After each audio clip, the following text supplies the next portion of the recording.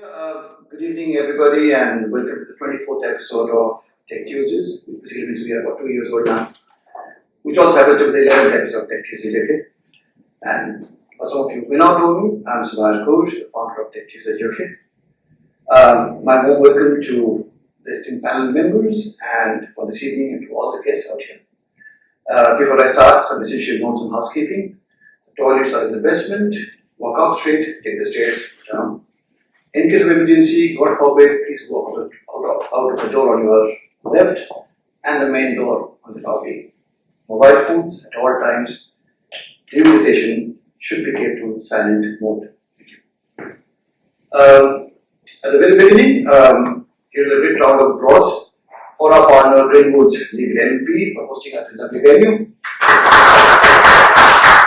And for some of you who are attending Tech Tuesdays for the very first time today, this knowledge platform stems from the very idea of building a community that ideates, nurtures, and then fosters a free-flow discussion of disruptive technologies, which have the potential to impact 1 billion lives. As you all would know, Tech Tuesdays UK is a monthly event taking place on the first Tuesdays of every month, where we spend a little more than 90 minutes having conversations around technology. The most unique thing about Tech Tuesdays UK, which you will realize, that this is a free-flow conversation where we do not have any given script or any given set of pre-decided question or any kind of a moderator, or moderation rather. We believe in the power of good words, and therefore I request each one of you to spread the good word around during the event as well as after the event. Our Twitter handle is Tech Tuesdays UK, and on LinkedIn, please follow us at #TechTuesdaysUK.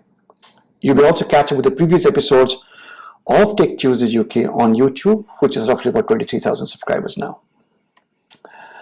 As a part of the tradition, after the session ends, we will invite some of you to share your feedbacks and thoughts on Tech Tuesdays.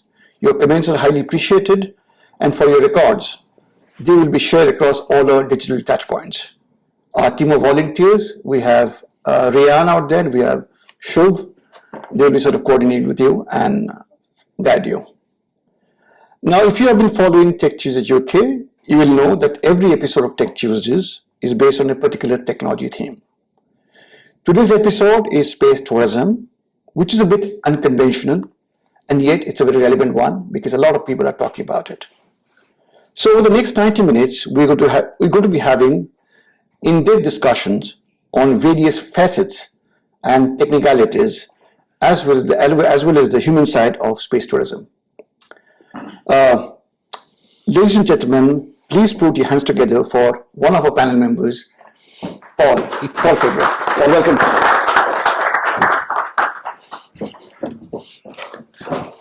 Thanks, Subhash. Thank you. This is somewhat daunting. It's a bit daunting, I do understand. I'm sure he's on the way and fill up the chair next to you. And I leave the floor open now. All yours. Thank you, Subhash. And thank you very much for inviting me to participate today. So I think while I'm waiting for my other panelist, who's going to be here a little bit later, I'm hoping that he's going to arrive in time for us to have a really interesting conversation. I thought I'd give you a bit of background about myself and my perspective on the opportunities that perhaps come from being part of the space sector. So before I start though, you don't know very much about me yet, but can I just give me an idea? How many of you have interacted with the space community in the past? 1.5, maybe two. What about the telecoms community? Whoa, okay, well, that's great. What about things like position, navigation, and timing? Okay, even better, right. What about using systems that perhaps are supported by space? I think we all have actually. So actually, I had to use mine today just to get here because I didn't know where the blinking location was. So we do take space for granted in everyday life for things like navigation systems, but actually for things like weather forecasting. The observation satellites and things that have been used for the last 20, 30 years to provide the data that allows us to essentially to be able to understand what the weather's going to be like tomorrow anywhere in the world. This is going to be relevant to the conversation later, but I thought I'd just give a bit of perspective of my background, what I work in, and where I see some of the opportunities in space, before we get to space tourism, which I'll need Mike to be with me.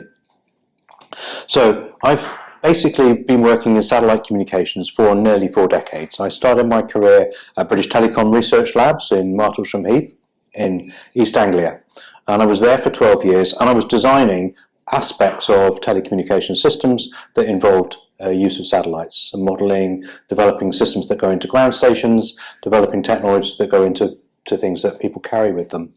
I was then 19 years at Inmarsat, International Maritime Satellites, and I was design authority for the data systems that go over the satellite. So there was the end-to-end services, and that was partly because I'd been working with Inmarsat while I was at British Telecom, and I managed to actually secure a position there. So for nearly 30 years I was designing communication systems and seeing them being put to use, and I'll touch a little bit more on that in a minute. But then about in 2012, I was asked by the UK government to participate and help set up an innovation centre in the UK.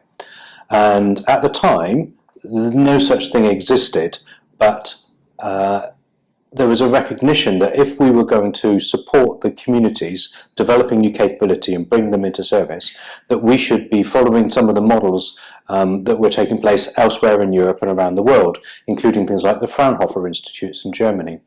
And that it's a belated recognition, in fact, that the UK has fallen behind in terms of supporting the development of new capabilities and supporting startups. And so the idea of an innovation centre to support the growth of industry in the sector was set up, was established, and I started work on the definition of that, and then I became CTO. And that entity was called the Satellite Applications Catapult. And you can see that there's an element of space in there, the satellite bit. There's an element of services and putting space to use, which was the application side of things. And then there's the catapult. And this wasn't about launching stuff into space, even though it would have been quite nice to do so. It was more about catapulting businesses into the future and taking innovation and bringing it to life. And so the catapult, the Satellite Applications Catapult, was one of a number of innovation centres with the same label, the Catapult label, including the Digital Catapult, which is in London, the Cell Therapies Catapult, so actually looking at things like pharmaceuticals and innovation in cell therapies. So essentially tuned medicine to different ways of creating innovation. In fact, there were a couple of pharmaceutical-related catapults, and they were instrumental in assisting the UK in being ready to respond to the COVID outbreaks, creating new rapid response to generating new antiviral properties, etc., products, etc. There's things like advanced semiconductors. There's a catapult in compound semiconductors, and other things as well. Transport systems became what's now connected places. So the catapults are really there to support innovation. There is an international dimension to all of the work that needs to be done, and I had the privilege only a couple of years ago of interacting with some of my colleagues that were working in the Department for International Trade, and specifically with regard to working with India. And I had a great chance to go out to talk to folks at Bangalore and also in New Delhi, and to try and establish opportunities for collaboration. And that's still an ongoing theme of the catapults, is how do we create international relationships. So that's a bit about my background and how I've been working in space supporting innovation. And you can see it's been mainly around the services side of things. How do you create things that can deliver services to communities, whether they be for things like remote monitoring services, so observing the planet, or things like communications or position navigation and timing. And over the last decade or so, what we've seen, and one of the reasons the Catapult was set up, was that the economies of space were changing, the economics of space, mainly driven from a number of factors. The principal factor being the aspect of miniaturization, the fact that you can do more with less, the fact that you can get cameras that are very small, lightweight, you can do processing very low power processing. In fact, we use that every day now. When you look 10 years ago, we're only starting to see smartphones really with decent cameras in them. And now, of course, you can have megapixels worth of processing on board. And that has changed the dynamics in terms of what you can build and what you can put in space and the capabilities. Aspects of communications, the communications revolution and the digital revolution have meant that you can communicate with assets in real time and extract data and bring it down to earth and actually do something that's relevant to people on an everyday basis. So the ability to actually sense more effectively, compute in place, deliver services to people has changed the dynamic. But one of the considerations here is that means you don't need such big satellites. You can do things with much smaller satellites. So the aspect of the revolution in small satellite technologies for operating in low Earth orbits really started to become apparent and possible. And the fact that you can be, as an SME now, you can develop technology and seeing it put into use within a year, within 2 years, has changed the ability to actually adapt and respond to the opportunities. And as Catapult, what we did was put in place mechanisms for supporting the development of technology at small scale that could be modular and put into different uses. And we launched several satellites, or we arranged to launch several satellites that have resulted in new businesses. The other thing that actually changes the economy of space is the reduction in launch cost. We've seen this now with reusable launches taking place now, and that was anticipated, but it was a bit of a dream 10 years ago, and of course it's a reality today, which means that the cost of launch and of infrastructure has fallen by an order of magnitude. The price hasn't necessarily fallen by an order of magnitude, but the cost has fallen by an order of magnitude, with another order or 2 orders of magnitude still to be anticipated in the next few years. So you've got this massive change in terms of the things that you can put into space and the capability of the things that you can put into space. And this has driven this revolution in terms of the number of satellites that can be deployed. Everyone now knows about Starlink. Even 5 years ago, the industry wasn't really attuned to the potential that comes from changing the scale of the investment in space. And I think it's just worth touching on the magnitude of that investment. So a constellation to provide ubiquitous connectivity on a global basis can cost anywhere between $5 billion and $25 billion, depending upon how big it's going to be. But if you look at the cost of deploying infrastructure to provide telecommunication services on a countrywide basis, like 3G, 4G, 5G, the cost of deploying 5G across the whole of the UK to provide, let's say, 50 megabits per second to everyone is going to have a total cost of ownership in the region of 70 billion pounds. I'm going to switch my currencies as I go. So in the since pounds and euros and dollars are all the same anyway, it's about 70 billion over the total cost of ownership. So you think one country 70 billion or one global 20 billion. The difference, of course, is capacity density, how much you can deliver on that network. But if you're trying to deliver a global service, think about all of the countries in which you would need to deploy infrastructure to provide those services. It's the reason the telecoms industry is a multi-trillion-dollar industry, because it scales out by every country and every jurisdiction. And one of the challenges we face now is that it just simply is not economically viable to deploy that amount of infrastructure to provide connectivity everywhere using just terrestrial networks. And that's why one of the things that's driving the interest in next generation satellite systems is it's for a tiny fraction of the cost of delivering a national network, you can provide a global network overlay and access customers in places that perhaps they're difficult to reach through any other way. So a lot of the investment, for instance, like Starlink and Amazon with Kuiper, is really not about competing directly with the terrestrial operators at all. It's about providing ubiquity of service capability, because the value is in the data and your customer accessing your customer base and getting access to their data and all the rest of it. So in terms of a global scale, for billions of pounds, you can actually create something which gives you access to many markets on a global basis and reaching the parts that perhaps the terrestrial networks can't always exist. So that's my background, that's the context and things that are happening in space right now. So it's the miniaturization, it's the ability to actually do data processing in place, it's the better communications capabilities that come from having this infrastructure, and it's the ability to reach lots of different parts of the economy. But those are big scale type investments.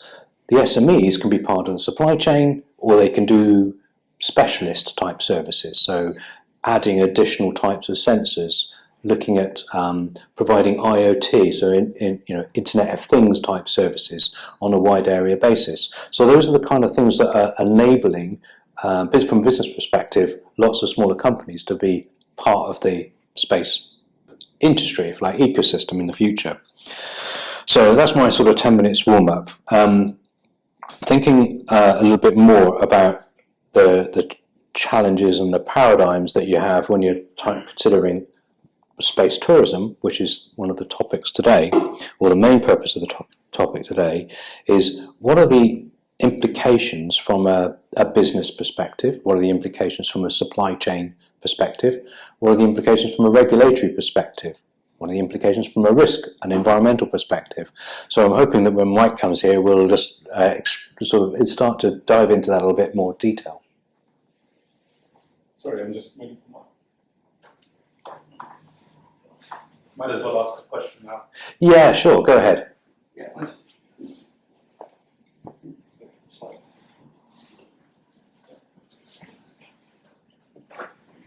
So, understanding all the challenges and the scale of cost that is around it, I mean, I think the main question that somebody 40-year-old, are we going to have access to space tourism as we have to long-haul flights today in our lifetime?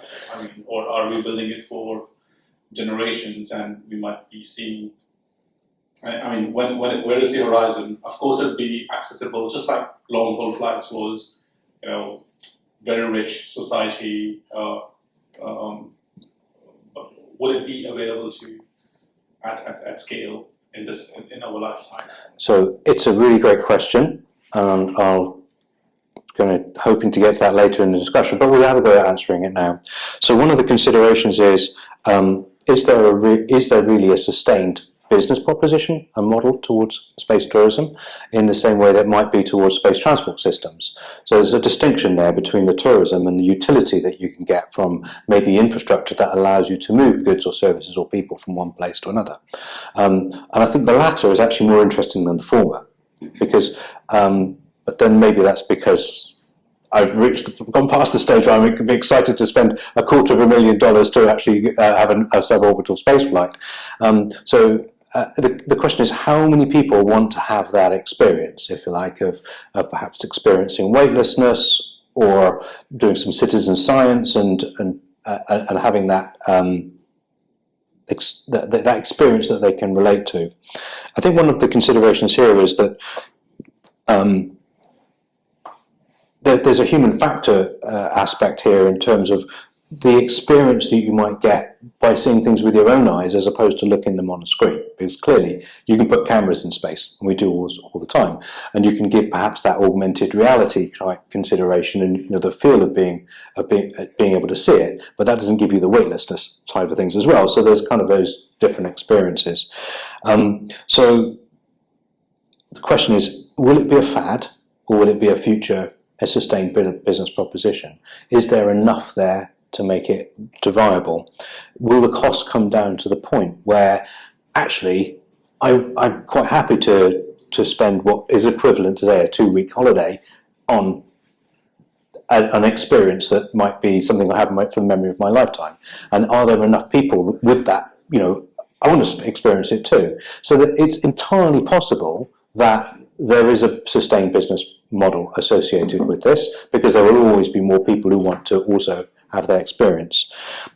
But it does depend upon spending power, sentiment, and all the rest of it, and whether the experience that people have is sufficient to justify revisit and once here. So it could well be that the whole aspect of space tourism is not just the experience of being in space; it's the whole experience of being part of a program.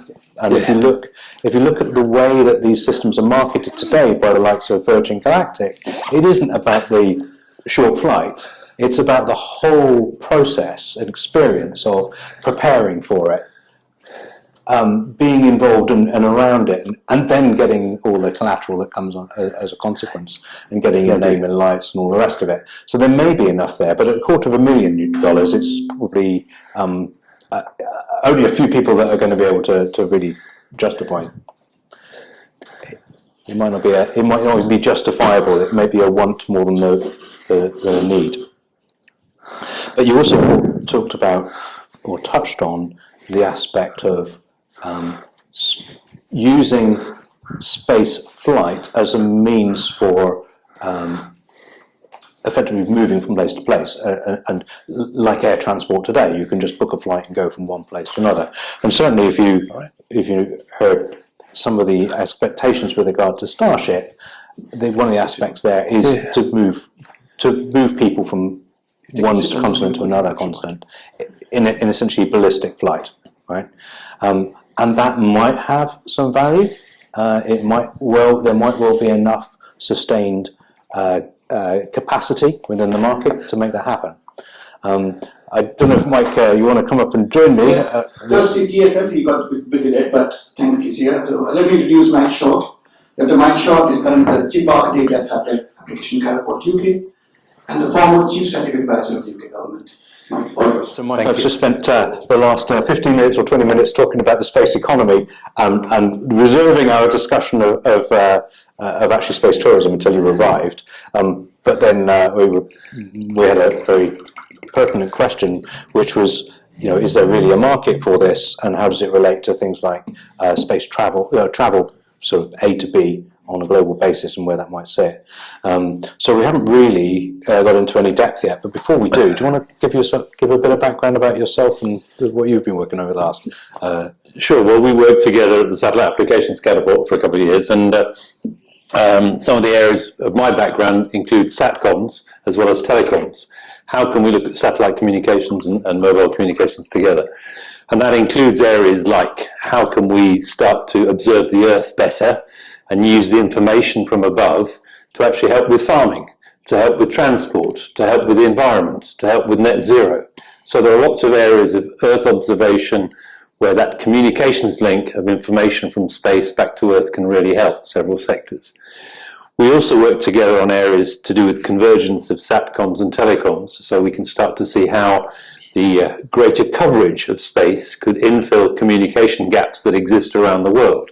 When you imagine there are more than 1/3 of the world's population that have no access to the internet, partly because of coverage, satellite and mobile are a very good complement.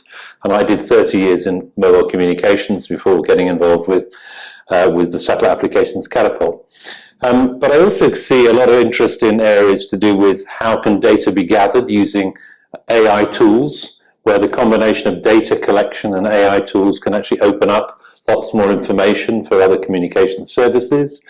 Maybe AI with security. We can start to think about, making sure the data is kept securely, but also perhaps with quantum might actually be used as well. So there's a lot of innovation in this space. And one of the things we've done since you left us, Paul, is we did a report in a cross-catapult way, different catapults working together, on what AI can do for different innovation areas and what quantum can do from different innovation areas. Now, you might say that doesn't relate to space tourism. I think it can link to space tourism. More data from space will be part of the science exploration activity we're seeing going forward, where we can start to protect our farmers, our transport, the environment and other fields so much more. And AI processing that data will help, and it'll give us better services on land as well as in space. Some of the distances in space are enormous though, so the idea of choosing a planet to visit is quite an interesting challenge, isn't it? Thinking about which planet we want to go to and why and when. And although space is not very far away, of course. It's just you have to go up rather than across. Although most people think you launch a rocket vertically up, and you generally don't, right? You just launch it enough to get out of the density of the atmosphere, and then you really want to put your expend your energy to increase your velocity with respect to the Earth, going around the Earth, because it's really an orbit. It's just like throwing a rock, but throwing it very hard so that it misses the Earth. Okay, well, you just need to go quite fast.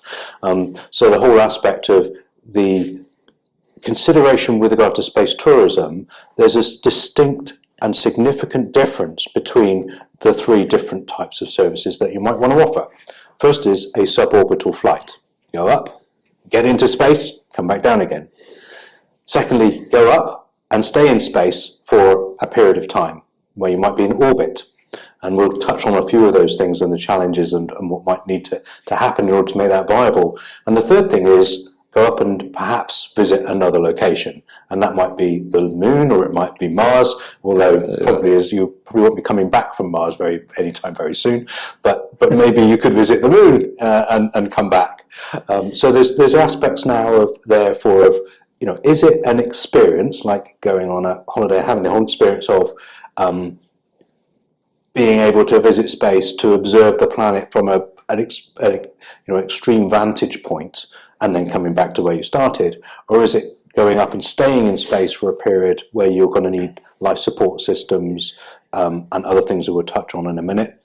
Or is it about going and spending an extended period and essentially having a remote location? And they're very different in terms of the challenges. But even before we go up into the outer orbits, the third of those categories, there's a lot that we've seen in the last 4 to 5 years about just visualization of the Earth.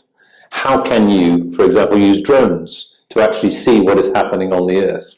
How can drones maybe take photographs of the side of the hill where you may have a house or where you may have land? How can you actually use that data for effective purposes, not just a state agency, but surveying? Some of the surveying that is done is very mechanical, very traditional on the ground, but using surveying tools such as drones with good cameras actually opens up a lot.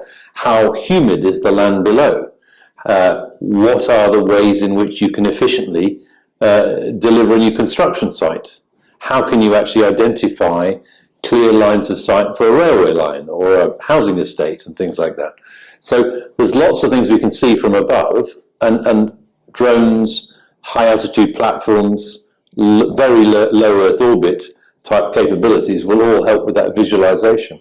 And that's the sort of thing that's going to, excite the tourists of the future, not to go into that outer orbit idea, but perhaps just see the Earth from above, more so than we can see from a plane on a cloudy day, perhaps.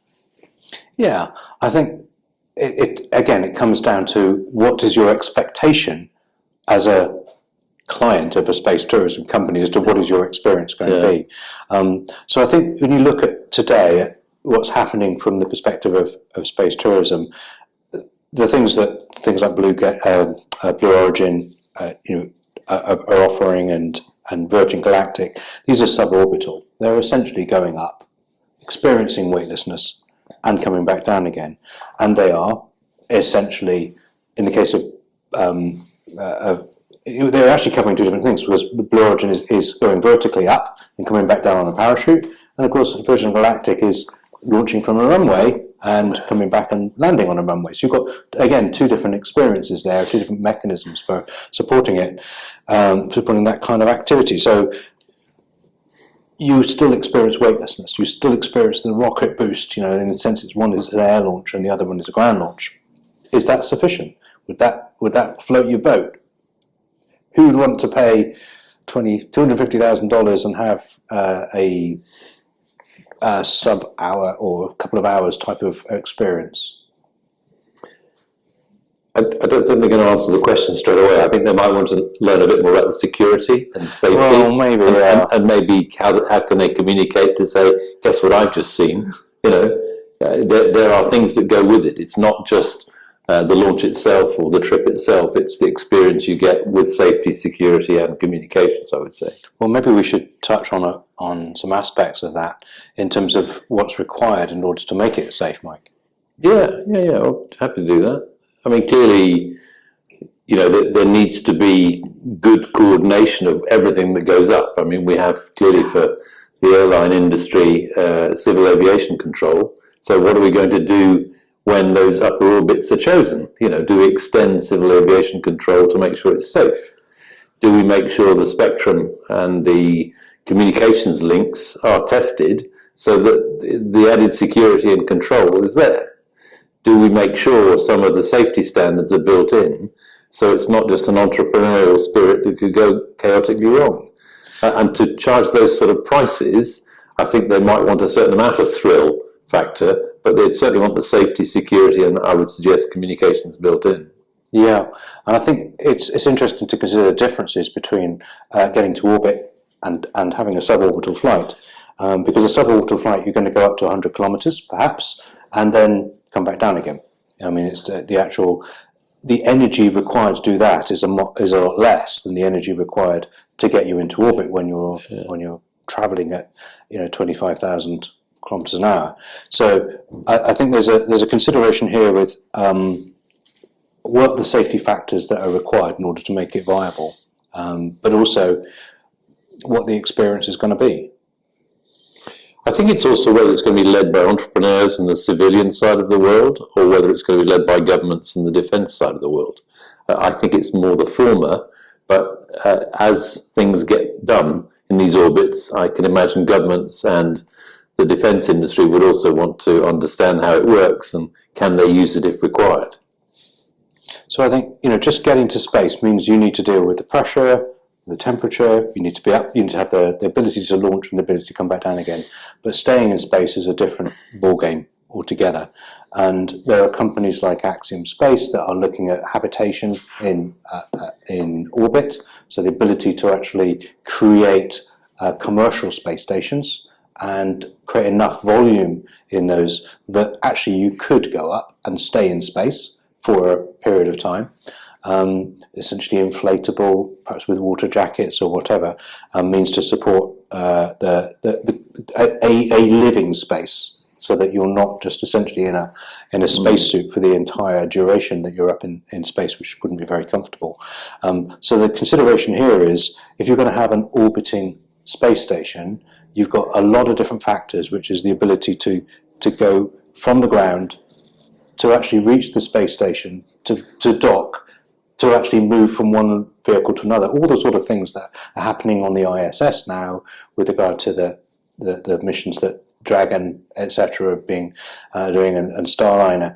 The big challenge, of course, you can see how difficult some of these things are from the experiences that we're seeing now with Boeing, and the fact that on the space station they can't bring the people back off on the vehicle that they put up there.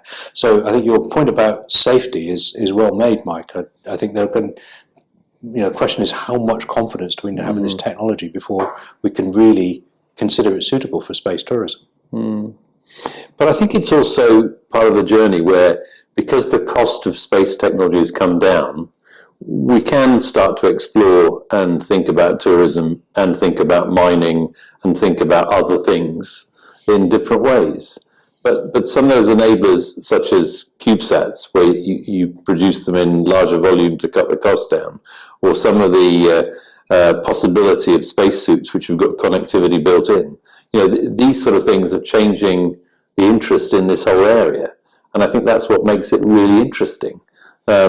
It's not necessarily going to be a big business for everybody, but it's certainly going to open up quite a few opportunities. So do you think that, with that in mind, that we will be able to reach a point, and the question was in my lifetime, sorry, in your lifetime, not my lifetime, but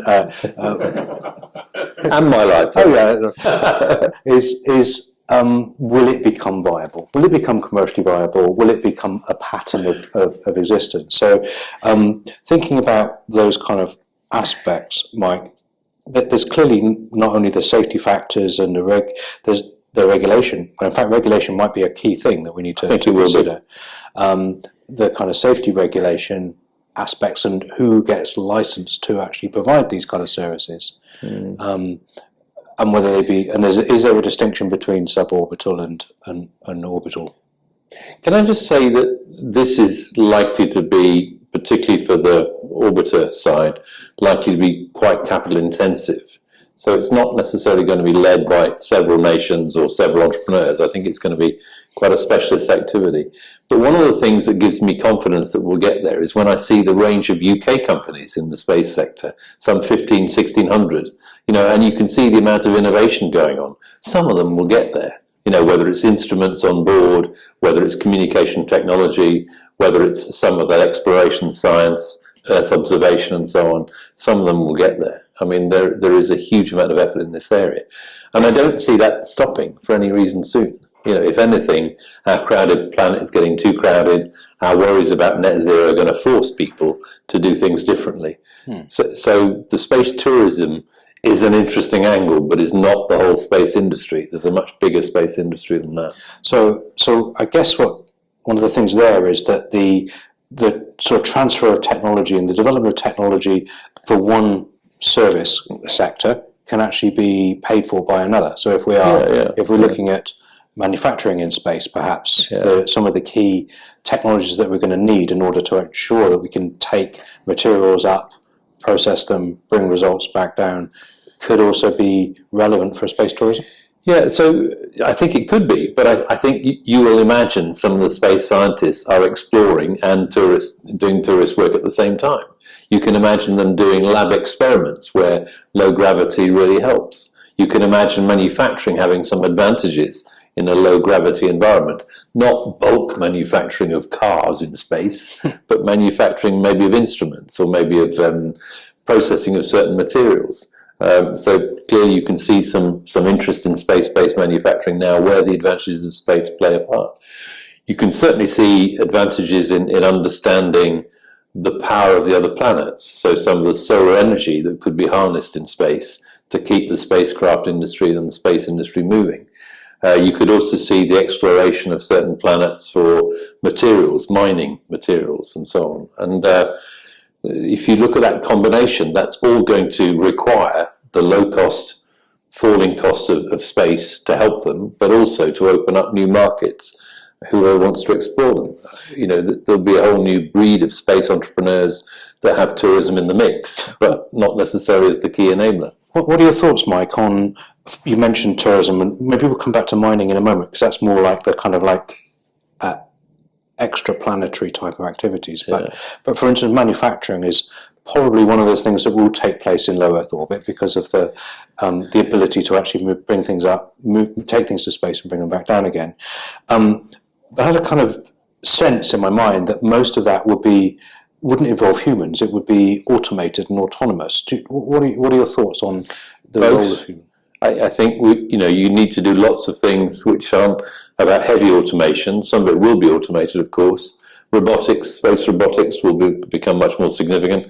Our ability to do automated maintenance in space will be much more important.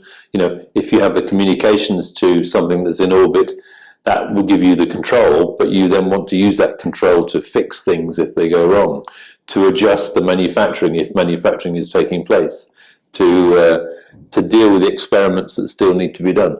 Plus, lots of visualization from above. I'm a big fan in thinking about visualization from above and seeing how we can protect our planet. In some of the vast countries like India, where you might want to think about the melting of the glaciers and the water flows. You can start to imagine how you might want to visualize what's going on in the Himalayas, when there are water shortages. How do you actually make sure dams are monitored?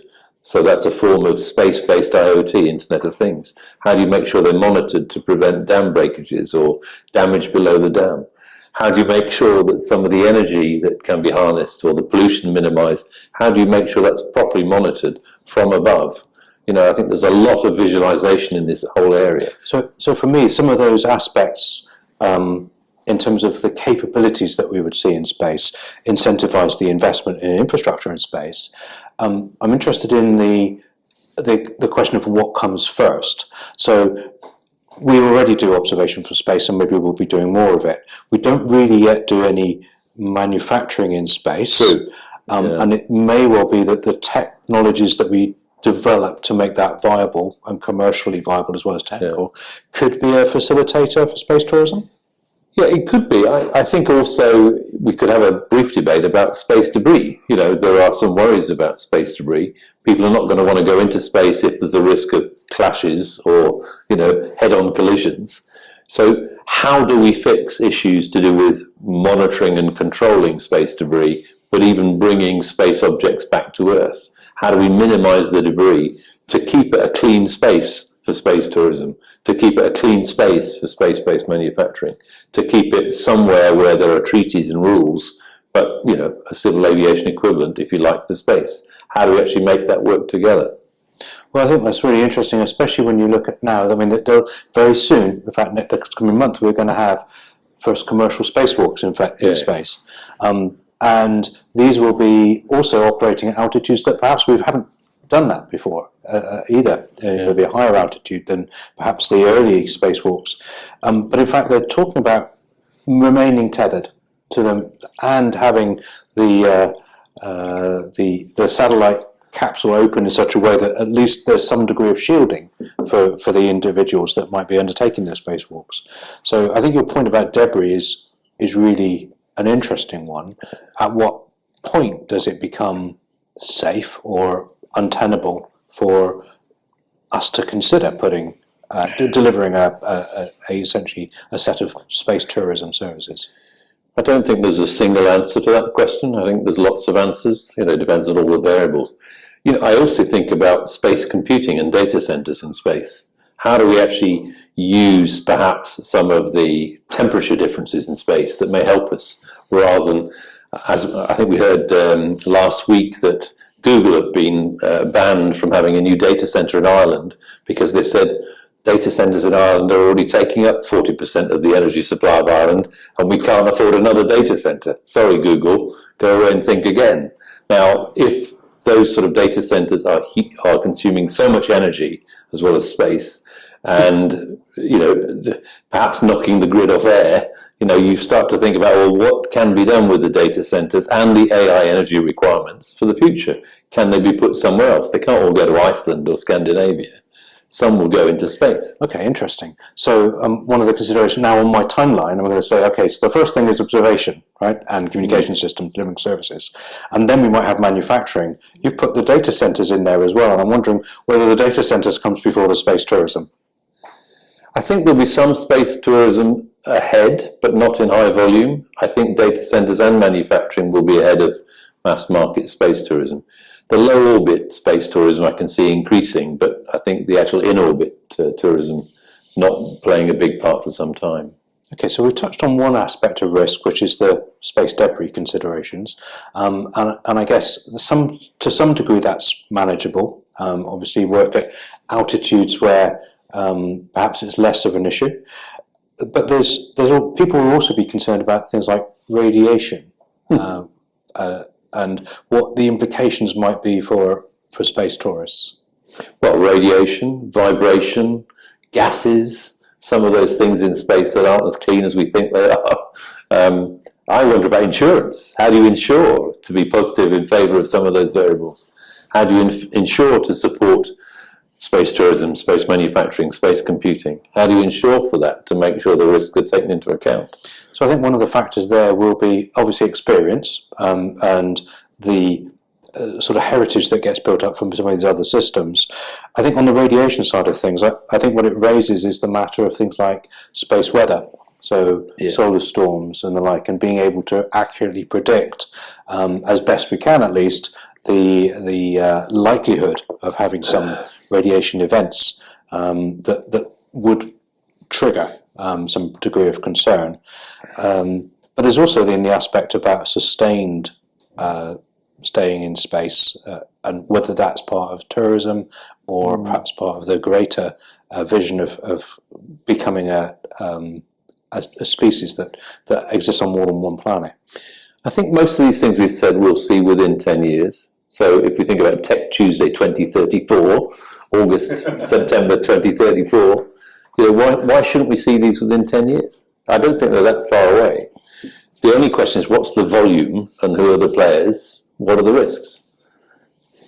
So I'm coming back to your question before about it would be seen in your lifetime, in our lifetime. This is just feeling good about this. I think we're likely to see a drastic shift in the economy of space to include some of these new types of capability, manufacturing, possibly data centers, certainly an explosion, and continued explosion in infrastructure for communication services and for observation services, and maybe for other things like enhanced augmented P&T, and that would drive some of the take-up. I think what we might see is yet to be proven, but the aspect of space transport systems. So much more about moving things around in orbit, being able to upgrade, to modify, and possibly even be able to move things from one place on the planet to another. And that could be a sustained viable proposition, but it's not about staying in space. It's about minimizing the time to actually move goods around and potentially doing it in an effective way from a business perspective. There's a report that the Royal Society are due to produce next month, but they've been working on it for a few months, as you might imagine. And they're still, I think, debating over the title, whether it's Space 2050, Space 2075, or Space 2300. And I don't mind what they choose, but they've certainly looked out 75 years and said what will happen in the space sector globally by 2300. So I think we'll get a very good timeline map in that report when it comes out next month. It's due out next month. It's chaired by Sir Martin Sweeting, who is, as you know, chairman of SSTL, very famous for small satellites and CubeSats, but he's got some very good advisors around him helping to write this. I know enough about it because I was at the kickoff, but I don't know what the conclusions are, so I can't release the conclusions yet. But for next month, there should be a report coming out that we can all read. I guess we can all look forward to that then. Yeah. I think it'll be very interesting. A lot of science knowledge coming out there and some appropriate timelines. So you mentioned insurance before, Mike, and I guess that comes, a part of it is it insurable at all, right? What are you insuring against? Yeah. Well, as you know, with insurance, people take into account the risk and the price of mitigating the risk, and then the insurance policy that goes hand in hand. But it also typically takes into account the track record to date, and there's not a lot of data for the loss adjusters to write the policies right now. But they're going to have to come up with some philosophies or some hypotheses that will actually allow them to scope and do the loss adjusting work. So already the insurance industry insures the rockets, the launch pads against the risks they know: fire, explosion, loss of life, things like that. They're going to have to do exactly the same thing for more space innovation coming ahead. So that will require people to understand the technology well enough to think in the language of insurance. How do you insure it? And make sure there's a big enough market for people to pay for the insurance. Maybe brokerage that actually can balance who shares the risk with the space industry. I think it's an interesting area. Traditionally, Lloyd's of London have had a huge role over hundreds of years with marine insurance, and I would expect there to be a natural extension to the new mode called space. They've done rail insurance, they've done transport insurance of all forms. Why shouldn't space be part of it? So before we open the floor to questions, Mike, the aspect of the carbon footprint, maybe we should consider aspects of, is this the right thing to be doing, or is there other good use that we can put space to, or the cost of actually putting stuff into space? Well, I think we want clean space. So new space to me means clean space, but you still need fuel to get a rocket up there. So how do you make the fuel as clean as possible? Similarly, some of the materials that are using, you would like to think they could be recycled, brought back to Earth. But there are certain costs in doing these things. So I think the materials need to be as clean as possible. The manufacturing should be as clean as possible.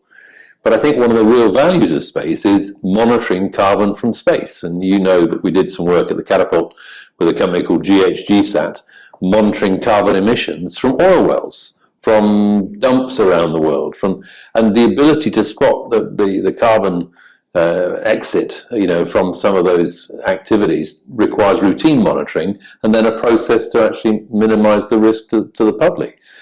carbon monitoring is a key part of net zero and has to be within our climate change obligations. I don't think we've seen the end of the journey there yet at all. There's a lot to be done. But putting more carbon into space is not the biggest problem. The bigger problem is some of the coal-consuming, fossil-consuming stuff we're doing on Earth, which should be monitored now and minimised now, often with Earth observation in mind. Space plays a key part in delivering the net zero targets, the net zero measurement, the net zero monitoring, which should be appropriate with measures. I'm afraid we haven't quite gone far enough with that. Call me sad if you like, but I just don't think we've gone far enough. So maybe just to summarise then some of the things we've touched on, that space tourism is not just one thing. First of all, we've got the aspect of the whiz-bang, have an experience type aspect of suborbital flights. Then you've got the aspect of perhaps spending some time in orbit, requiring some sort of life support system, a kind of space station that you would go to and come back from, and then potentially in the future you've got the opportunity to be part of something which is extraterrestrial in terms of actually perhaps going into the lunar environment.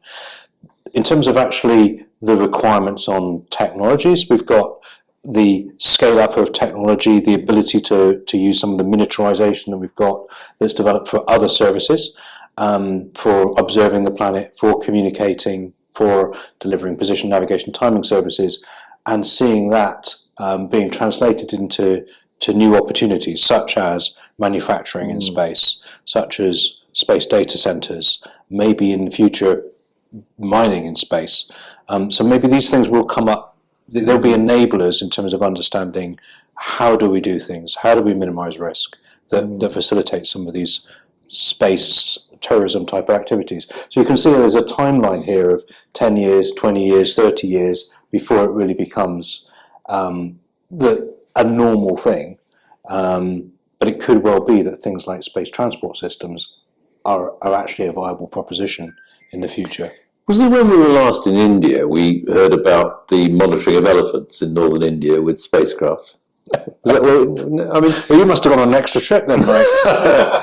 Well, I just think the whole idea of monitoring large objects from space has been possible for quite some time. Yeah. But some of the wilder animals, can actually cause havoc in certain agricultural areas.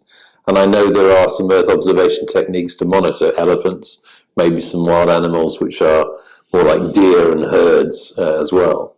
And, when you think about what you can see from above, then you extend that logic to what you can see from space as a tourist. I think there's a huge area of exploration and tourism that could be based on just what you can see from above, which is why I started the way I did tonight. Yeah. Just in terms of, before we wrap, in terms of let's talk in terms of ratios, Mike, just in terms of the space economy as a whole. What would you rate? How would you rate things? Obviously talking about telecoms and observation as one dimension, manufacturing and perhaps space data centers and maybe tourism. What would you think of the ratios in terms of the business opportunities? Well, I think if we take the 1,500 to 1,600 companies in the UK looking at space, a lot of that is geared towards instruments, rockets, Earth observation, data analytics. That's existing today. They'll continue to do things that interest them and get them paid for the next few years. I think to open all of that up, we're going to see a growth in data and data analytics, a growth in Earth observation and AI. We're going to see a growth in terms of new things you can do in space, like computing and manufacturing. I think tourism is a small percentage in the mix for the next 10 years, but we'll see a lot more of all of it in the next 10 years. Okay. It's not all paid for by governments, though. Yes, defence is a big government spender, but generally there'll be more also private sector investment in this. So government have to open up the innovation circle to actually allow entrepreneurs to do different things, whether it's for tourism, manufacturing, computing, or otherwise. When I was last in India, I think with you, we could see more of a government agency approach to space in India that we have in Europe. You know, there's a lot more experimentation that occurs outside the public sector here in Europe and in North America. Some of the funding for Elon Musk is basically into Elon Musk's business from the military in the USA. But he's still able to do lots of things as a private entrepreneur, as we see in his various pronouncements. Okay, well, maybe we'll come back to the Indian opportunity. Do we have any questions then from the floor? Oh, we have a few. Can you just introduce yourself and put your name? Hi, my name is Shub, and I'm an incoming university student at the University of Warwick. And I just wanted to ask, we touched briefly on the net zero and sustainability aspect. I just wanted to go a bit more in depth into that. We talked about monitoring of net zero targets and what we're doing to achieve our goals. But as we move into possibly space tourism, putting more objects in space, I think very quickly the act of transporting goods into space will have a real aspect in terms of the energy needed to put them up there. Already, air traffic is a huge polluter with the fuels that we have to burn to get planes airborne, specifically. And to get stuff in space, we'll need multiples of energy comparatively. So how can that be done sustainably, greenly? What fuels can be used that are more sustainable? And if we want to move to alternative fuel systems or electricity, what technologies are there in that sphere in order to make transporting goods into space cleaner and greener? Cool. Try to take a first step. So it's a really interesting point, and I think we need to consider what the total energy budgets are for moving goods and services around the planet and moving things into space. And even with significant projections about the amount of infrastructure that we will put into space for Earth services or for space tourism, it's a very, very tiny fraction of the total amount of stuff and people that are moving around the planet. Anyway, so it doesn't mean it's insignificant, and we need to consider it, but we need to put it in perspective. I think there's an aspect here you touch on fuels as well, and where do the fuels come from? There's actually some companies in the UK that are looking at how do they use waxes that are byproducts of other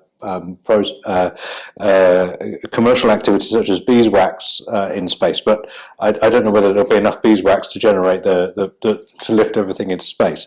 But I think one of the things that becomes important here is how do you create the fuels? Are you going to be able to use solar energy in order to create the fuels, for instance, to crack water into hydrogen and oxygen, for instance, or to use methane, or to byproducts of other systems, or where you're capturing it. So it is possible in principle, but on the other hand, whenever you do that, it's like a whole biofuel type consideration is what would have used the land for otherwise anyways. So it is a significant issue that will need to be addressed. Now, considering the aspect of the use of space infrastructure and services to improve the carbon footprint of planet Earth, if you like, the human activities on planet Earth, space has a lot to offer in that respect, and Mike touched on it a little bit, maybe elaborate a bit more, that actually we can use infrastructure in space to deliver services that would be that consume far less energy and far less carbon than doing it any other way. So look at connectivity services. If you want to deploy that infrastructure I talked about at the beginning, the amount of the concrete that you have to deploy, the steel that you have to deploy, the copper that you have to deploy, the fibre optics you have to deploy and power it all the electronics, where there's a very little uses of that infrastructure, it becomes a very high carbon content in the infrastructure, which can be vastly reduced if you put things in space. So space can actually allow you to do things to be part of a global economy, part of the digital economy, without having to invest in fixed infrastructure on the ground, and it can be very cost effective. So there is a balance in the equation therein. But your aspect about fuels, I think, is a key one, making sure that not only the fuels manufactured sustainably, but also that they're not significantly polluting. So some fuels create more carbon than others when they're burned. So we need to think about things that burn clean and don't cause significant pollution in the upper atmosphere. I think there's a few other things as well. I think materials are getting lighter, and as we see this sector develop, that means taking lessons from other sectors like aero or aviation, and maybe even the automotive industry, and finding lighter weight metal panels and materials. I also see lessons from the aviation industry and their approach to sustainable aviation fuels. They've got a big program between now and 2050 to dramatically reduce aviation fuel consumption to different fuel types, but also to be cleaner and greener. So there'll be lessons there. But I also think that fundamentally we need to stay with the fact that space is a force for good, not for evil. And I think we keep in mind the material improvements and the energy alternatives within that process. Most of the students or young engineers coming into the sector come with that passion that they've had in school. So I'm glad you raised the question, but I think we're addressing it. It's just not kind of packaged in a way that everybody understands yet. But, we in the Satellite Applications Catapult, we've got 3 main missions today. Connected Earth, which is about connectivity and control, but also Sustainable Earth. And the reason we chose Sustainable Earth was that we see a lot of work being done on sustainability and energy efficiency, which needs support. Some of it is to be tested, to be demonstrated. We also look at in-orbit activities, so beyond Earth as well. And we don't want to cause a big problem by putting a load of stuff up there as if it's a new junkyard. If anything, it's because they want to innovate and do things better. Things like UN Sustainable Development Goals regularly come up in SATCOMs and telecoms discussions. How do we recycle wherever possible? How do we serve different sectors? And I think when you've got measurement like UN Sustainable Development Goals, that really helps, and also to explain what's going on.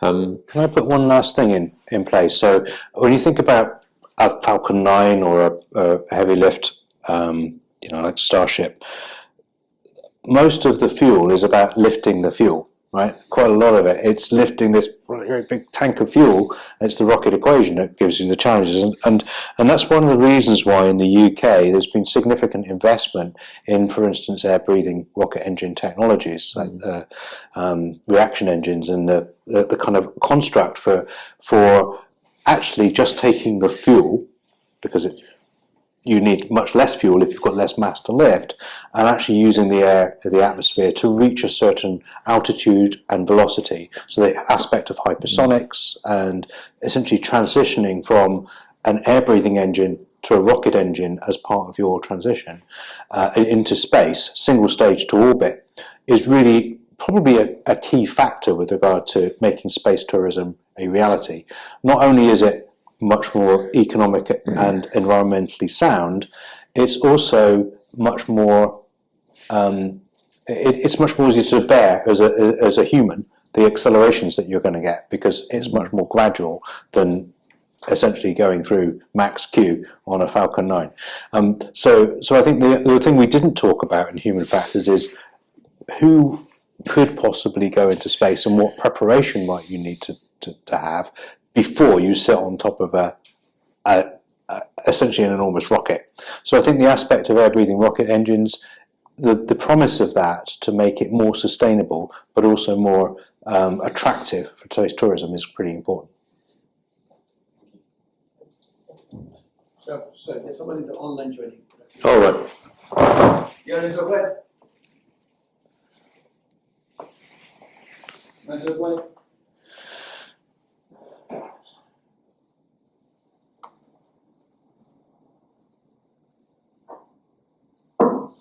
Hello, can you hear me? Yes, very well. Apologies. First of all, apologies for my English. I am Italian and surely will get my accent, but I hope to be clear enough. I will place a question on space weather, but before placing the question on this, let me make a comment on another topic. I founded 2 years ago a company called Fiber Connect, where we are bringing fibers in Italy to underserved business areas in the Italian country, because a lot of them are not well served by the incumbent. And in addition to the fiber, because of course some of my customers want to have 100% availability, we are adding to the fiber connection a connection with Starlink. So when the fiber goes down for any reason, we can combine with, of course, with much lower bandwidth. But of course, when it's much better to have 100 meg instead of 10 gig, or of course it's better to have 10 gig instead of 100 meg, but the 100 meg is much better than zero. So is for some customers that are willing to pay, we are offering this. But this was not my question, just to comment on the integration of the two technologies, landline fibers with satellite communication, that I think is the only way really to have a full diverse connection, because even if you use any other solution like 5G, for example, you can have a combination of an overlap of the two, of mobile as well as fiber. With satellite, you usually avoid any kind of risk. But my question is different. It is the following. I was working until 2 years ago for an Italian company called Space, that in cooperation with INAF, the National Institute of Astrophysics, has developed a system that is able, measuring the strength of the magnetic field on the surface of the sun, and elaborating a quite complicated algorithm to forecast the potential solar storms.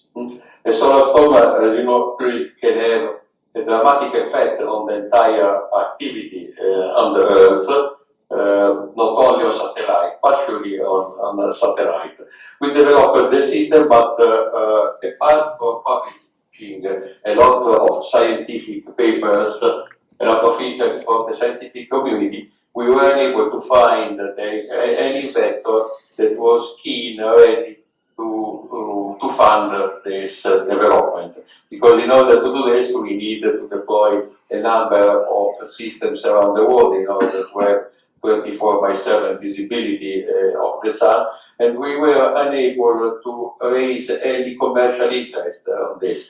Because and then it seems that, a solar storm can happen, but it's quite unlikely that happens, and there is not enough sensibility in order to, of course, not to avoid, because you cannot avoid the solar storm, but if you know with 24 hours in advance that the solar storm can arrive, of course you can have, you can deploy measurement in order to reduce the impact.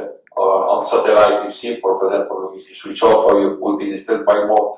But I repeat, we were unable, and we have nearly stopped the development. So my question is, how do you think that we can raise, or could be a potential interest, someone, a state entity or anyone else that could be interested in funding this initiative? Yeah. Shall I try? No, you go first, Mike, and then I'll add something. Well, clearly, based in Italy, I think it's a discussion worth having and looking at what European Space Agency is already doing in this area. But we've seen that solar storms can affect GNSS, global positioning systems, for example. So already there are some countries looking at how do you minimize the risk of solar storms and the effect on GNSS. We saw, for example, with the recent lights in the Nordic countries, also that affected some of the GNSS signals. And when you couple that with some of the jamming that's occurring with GNSS around the Baltic, perhaps Ukraine and elsewhere, you can start to see why people will want more resilience of GPS and alternatives to GPS. But I think my simple answer is I would have thought the European Space Agency should be looking at that from a European point of view. And yes, it may be science, but there's a risk there to certain things on Earth that need to be minimized. So they would probably say we better look at this to see where the major risks are and how to mitigate that. If it's a measurement approach or if it's an alternative design approach, they would take that into account. That would be my answer. A couple of things. I think this is not a single country problem, it's a global problem. And it's not even just a European problem, clearly. So you've already mentioned, so thank you for your intervention, by the way. You've already mentioned the fact that it needs a ground infrastructure that's able to provide the connectivity and the constant observations. There's a couple of things that are interesting here, and I just want to touch on them. There's been first of all, the UK Met Office is responsible for space weather in the UK for monitoring and providing services, and it has relationships with other entities across the globe. So I think looking at the responsible entities and bringing them together and saying, what about funding and supporting new missions, is an interesting proposition. Some of the things that have been looked at in the UK, including with the Met Office, but haven't yet been reached traction, is the potential for deploying satellites at Lagrange points so that you can actually you have an early warning system for space weather, where you can look around the corner of the sun, if you like, or be ahead of this, so you can observe and measure flux densities and particles before they reach the Earth. Because the really damaging stuff is actually not so much the electromagnetic radiation, but it's the particles, the high energy particles that come through, and you can actually provide some reasonable warning, certainly for things like space tourism. If we are going to have space tourism where people are going to be sustained in orbit, then you need to be able to protect those space tourists. Already they do this on the space station, but it's kind of like a bit of a panic when it happens, and we've got to bring it into place. So I think one of the considerations here is, if space tourism is going to be viable in the future, we will need better space weather warning systems, and some of these techniques are going to require multiple nations to work together to actually see them being put into effect. If I can just come back though, I think the funding is likely to come from those who see the opportunity, and they will want to hear what is the market that this will address. They want to know, does it make objects in space safer, like space tourism, or does it make weather forecasting better? Or who's the beneficiary usually leads towards ideas of funding. I mentioned ESA, European Space Agency, but from a multi-country point of view, I would also thought NATO would have interest in this area, and I'd be very surprised if they haven't already looked at this to some extent. So one of the things to touch on as well is that all of this interest at the moment in the lunar economy and providing infrastructure in space that provides continuous communications capability is something that could be leveraged from the perspective of providing continuity of service. There's Goonhilly Earth Station now has, for instance, I think they've got global presence. They've got Colorado and Australia, South Australia, in terms of capabilities. So there are commercial entities now that are all reorienting that ground-based infrastructure to provide additional services, for instance, for scientific missions. So certainly we could put you in touch with Goonhilly Earth Station, or you can try through your national entity. But I think the other aspect here that we perhaps aren't taking enough note of is the fact that once we've got a space-based, ubiquitous communications infrastructure that has the ability to communicate all around the planet at any time, including to other space missions, the laser communications that are being used for that purpose can actually provide extended communications capability that has lots of applications. So I think if we're looking into the future, the means by which you could provide that infrastructure and support it is changing almost as we speak, and we'll be there to help. Good question though. Who's next? Thank you very much, Professor. I will try to take benefit of your suggestion, and I would like to add only one thing. With some additional effort, would it be possible with the system also to track the waves? It has been estimated that we can track the waves down to 5 centimeters. Well, there's two aspects there. So I think we've got two different risk models. One is the space weather consideration and one's the space debris. And with regard to the 5 centimetre consideration, the aspect here is observability, principally. It's the observation. Currently we're limited to objects are around 10 centimetres. Obviously it depends upon the nature of the object. And the expectation is as we improve the capability, we'll reduce that to 5 centimetres. But it should be noted that something that a few millimetres across can cause significant damage. So we've got some real challenges in the future with regard to making sure that space is sustainable. And it really comes down to a challenge of the collective responsibility to make sure that space is sustainable in the future. So yeah, the 5 centimetres is interesting. The more that we can monitor, the better we can understand the risks, and the more we can prepare for safe operations. But I think we need to make sure that space remains clean. Yeah. Thank you very much. Okay. Right, so this question is on behalf of Arun Shah, head of the UK and EU for FICCI. He's joined online and so being the messenger here. So while the Serum Institute AstraZeneca partnership between India and UK was widely accepted and very well celebrated, in the recent month, the OneWeb partnership between Hartley Group and government of the UK was less celebrated. So when it comes to the space sector, in the view of this, do you see an opportunity between India and the UK for space tourism, given Israel's low-cost launching capacity and innovation for the UK?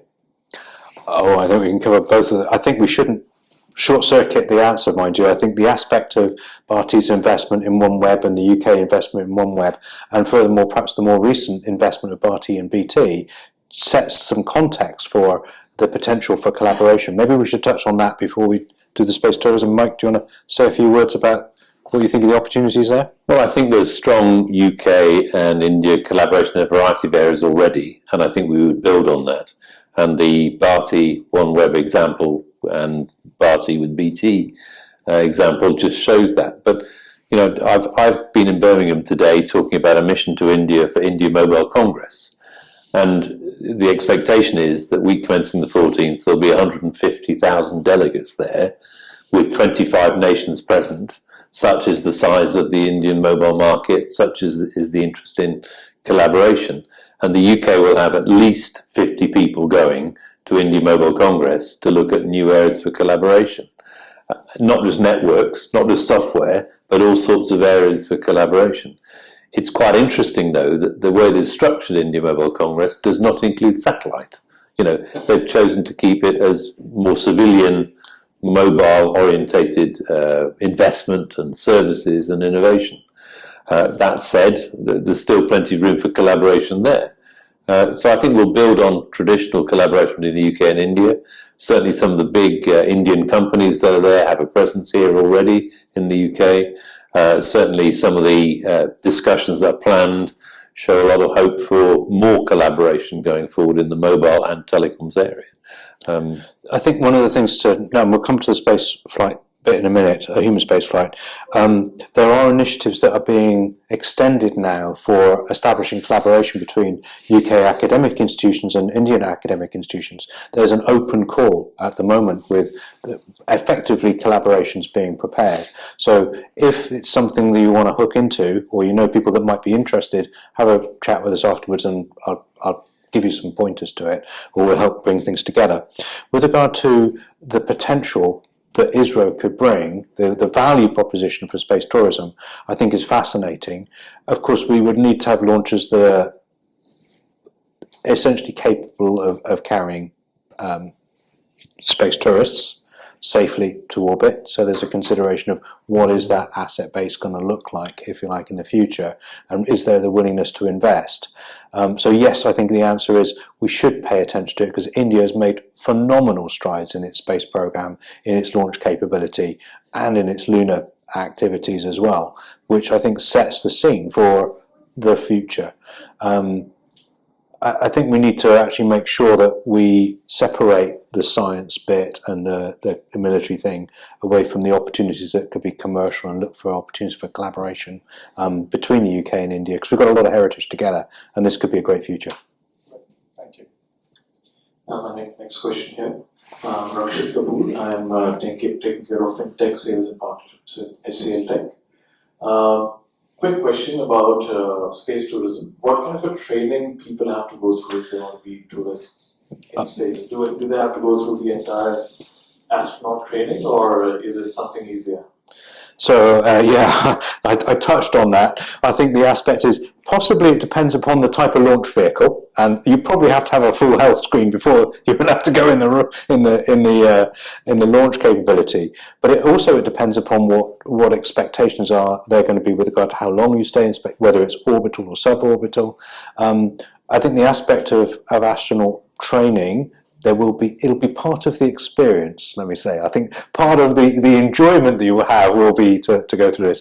You probably won't have to sit on one of those centrifuges and do the whole 9G thing, but I think there will be an element of making sure that you're fit, adequately fit, making sure that you're well protected, and also having that experience. I think Mike's point earlier about the sensor fabric that you're going to carry with you, the health monitoring, and being able to continuously monitor individuals and ensure that they're safe through the entire experience will be a critical factor. And there's actually plenty of opportunities for innovation in that area as well. I think there was also a Paralympian who is now being employed by the European Space Agency that was involved with the opening of the Olympics. Our next UK astronauts Yeah, exactly. That was him. So he was involved with the opening of the Paralympics, and clearly you've got to be fit to be able to be an astronaut.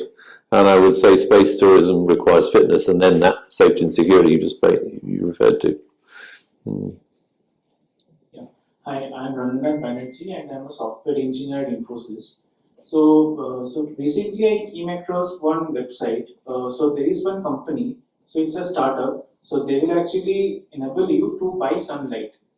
So it's a US-based startup company, and you can just pay some price, and so they have some glasses, some mirrors, huge mirrors, and some satellites in space through which they will reflect sunlight onto your house. So let's say at night, if I want to buy sunlight, if I want sunlight on to be showcased on my house, I can just pay the subscription, and they will flash sunlight onto my house at night.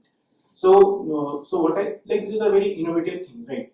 So now with this space innovations, so let's say down the line, 3-4 years down the line, this becomes the subscription fee becomes very normal. Like we can just pay £50 or something like that, and we can have sunlight onto our roof even at night. But there will be some environmental impact, right? So it's not good, let's say even if it's night and you see sunlight in your whole neighborhood. So what do do you feel that the space innovations that are happening now, there will be some the things which are happening in pollution, air pollution, and things like that. So that will be expanded to the space, Interesting. I hadn't heard that one, by the way. That's already.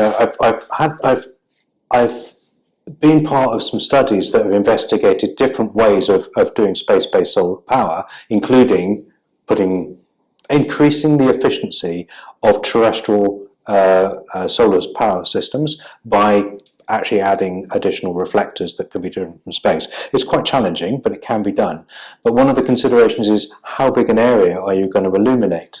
Now, if you're trying to illuminate a solar power station on the Earth, which is probably going to be 50 square kilometers or something, yes, you can see that's sensible, maybe, because it can actually improve the efficiency. And the benefits that you can get from doing that, it won't be at night, but it will be dawn and dusk and time of enhancement and changing. Actually, it could be very effective in terms of actually carbon footprint. But actually lighting up your house, you're going to be lighting up all your neighbours as well, and they might not want to be lit up. So, and there is another factor here as well, which has been, which is the impact on wildlife. And what we've seen and what we know is that the aspect of light pollution from cities has a direct implication on the fauna and the flora in your vicinity, your proximity. So I'm quite surprised to know that for £50 you can have just your house lit up. But I mean, maybe in the future that is possible. But so I would say on there is potentially very interesting propositions to do this kind of approach that don't require you to convert the solar power into microwave energy and beam it down and catch it, and there could be other approaches as well. But I think we need to think very carefully about what the consequences of having such services might be. I think there are some wider infrastructure benefits of solar power from space. I think a house is too narrow. You know, a street might be more appropriate, but not just a house. An example I would give is some work I've done on solar water. How can you actually use solar power concentrated to boil off seawater salt to give clean water in remote areas? You can imagine what that would do. That might provide opening up water supplies to remote areas that don't typically have lots of water, but they might be by the sea and can avoid using excessive chemicals for water treatment. So I can see big solar-based kettles being used to actually help the water supply. I can also see solar power being used for other sectors, let's say transport, in a much bigger way. The revolution we've seen with solar power in mobile has been phenomenal, you know, where you have solar power backup to base stations in certain rural areas, where you have mats available that you can use to charge, solar mats that you can use to charge your mobile phone. We've seen enormous progress in that area with different applications of solar power, and I think we're going to see many more, but not for point locations that are small, like a house. I think we're going to see some bigger sector applications, if I can put it that way. Good. Any further questions, comments? That brings us to the end of this particular session.